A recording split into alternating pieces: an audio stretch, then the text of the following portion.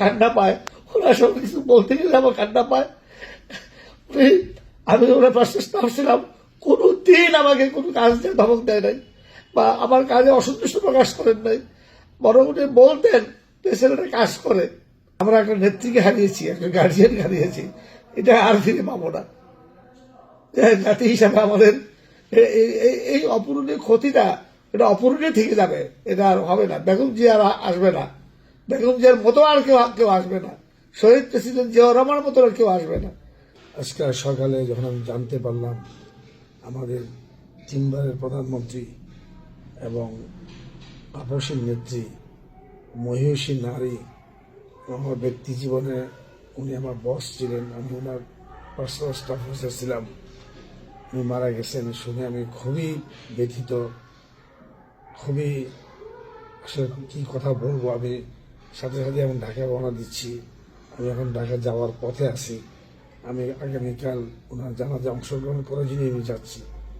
আমার ব্যক্তি জীবনে আমি যে কজন চাকরি করার সুযোগ পেয়েছি 2001 সালের অক্টোবর থেকে এবং 2006 সালের অক্টোবর পর্যন্ত পুরো 5 বছর কাজ করার সুযোগ পেয়েছি।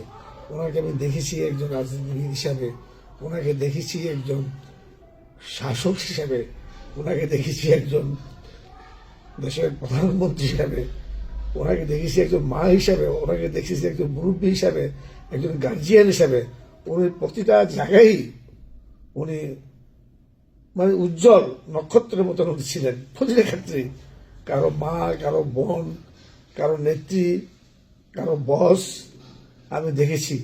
আর এইরকম দেশপ্রেমিক লোক আমি জীবনে দেখি নাই। এবং উনি অত্যন্ত মানে কি বলবো সাদা সিধা জীবন যাপন করতেন। ওনার চলাফেরা, খাওয়া দাওয়া, আমি মানে বাসায় একাধিকবার খাওয়ার সুযোগ হয়েছে আমার।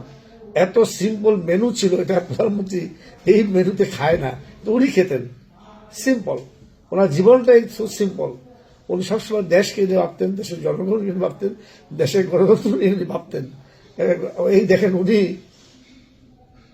প্রেসিডেন্সি ফর্ম অফ গভর্নমেন্ট থেকে পার্লামেন্টারি গভর্নমেন্টটা উনি প্রচলন করে গেলেন। কেয়ারটেকার সরকারটা উনি প্রচলন করলেন, পরবর্তীতে এটা নষ্ট হয়ে গেল। আর কেয়ারটেকার থাকলে হয়তো আজকের দেশের রাজনীতিটা এরকম অবস্থা থাকতো না। ওনার হাজব্যান্ড শহীদ প্রেসিডেন্ট জিয়াউর রহমান একজন সামরিক বাহিনীর কর্মকর্তা হয়েও উনি দেশে বহুদলীয় গণতন্ত্র কায়েম করে গেছেন। গণতন্ত্র মানেই কিন্তু বহুদলীয়, গণতন্ত্র কিন্তু একটা দল থাকে না, সেটা প্রেসিডেন্ট সাহেব কায়েম করেছেন। তার ধারাবাহিকতায় ম্যাডাম এগুলো করেছেন। আমার দৃষ্টিতে আপনারা হয়তো অনেক ওনাকে বলবেন গণতন্ত্রের জননী, আপসীর নেত্রী। আমি এর বাইরে ওনার একটা সব বিশেষণ আমি দেই ব্যক্তিগতভাবে। উনি একজন মহিষী নারী।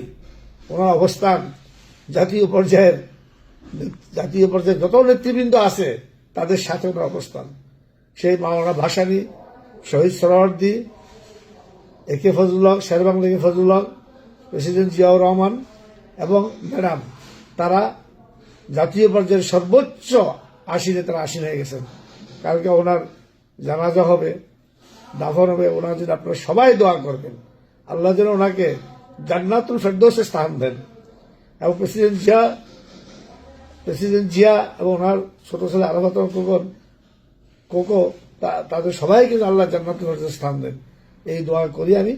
ওনার জন্য দোয়া করবেন। আমি ভাবতে পারি না ওনার সাথে আমার স্মৃতিচারণ এত সুন্দর ছিল। উনি সবসময় আমাদেরকে, আমি একা না, আমাদের পার্সোনাল স্টাফ যারা ছিলাম, উনি খুবই স্নেহ করতেন, ভীষণ ভীষণ ভীষণ স্নেহ করতেন। এই স্নেহটা মাতৃত্বের স্নেহের মতো। উনি আমাদের মা ছিলেন, মায়ের মতো আমাদের স্নেহ করতেন।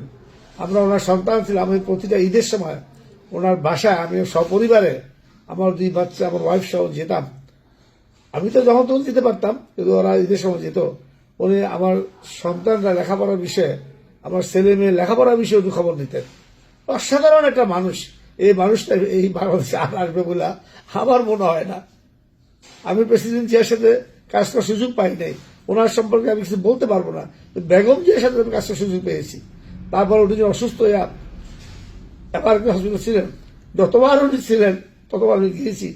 আমরা একটা নেত্রীকে হারিয়েছি, একটা গার্জিয়ানকে হারিয়েছি, এটা আর ফিরে পাবো না।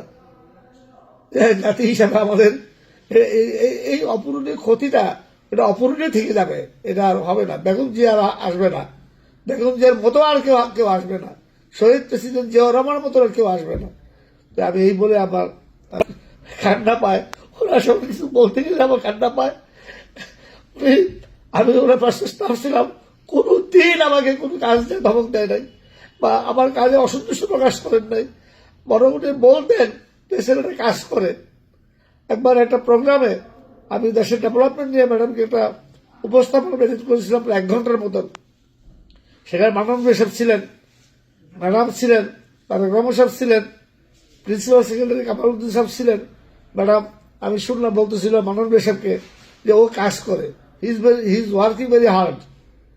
এই যে একটা স্বীকৃতি ওনার কাছে পেয়েছি, তারপরে এটা অসাধারণ, এগুলো আর বলে শেষ করা যাবে না। ওনার স্মৃতি যদি বলতে যাই কয়েক ঘন্টা শেষ হবে না। পুরো 5টা বছর আমি ছিলাম, তারপরে এর পরেও আমি বিভিন্ন সময় যেতাম। তারপরে এর আগেও ম্যাডামের সাথে আমার একটু যোগাযোগ ছিল। আমি দোয়া করি আল্লাহ যেন ওনাকে জান্নাতুল ফেরদৌসে স্থান দেন এবং ওনার শোক সন্তপ্ত পরিবারের সকল সদস্যরা যেন এই শোককে ধারণ করতে পারেন, শোককে কাটিয়ে উঠতে পারেন, শোককে কাটিয়ে উঠে দেশের সেবা করতে পারেন। তার সেবার আমি মঙ্গল কামনা করি, ওনার আমি সুস্বাস্থ্য কামনা করি, জিয়া পরিবারের সকল সদস্যের আমি সুস্বাস্থ্য কামনা করি এবং তাদের মঙ্গল কামনা করি।